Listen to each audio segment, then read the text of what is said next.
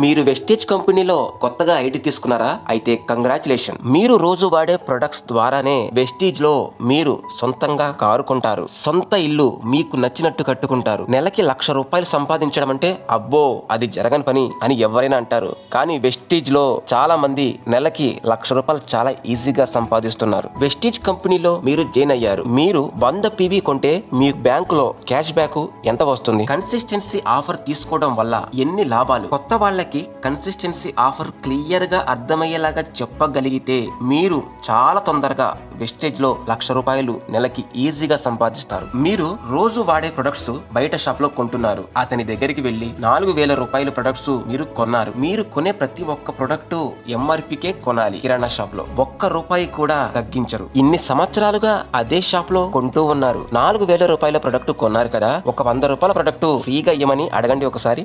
నా ఆస్తి కూడా రాసి ఇచ్చేస్తా.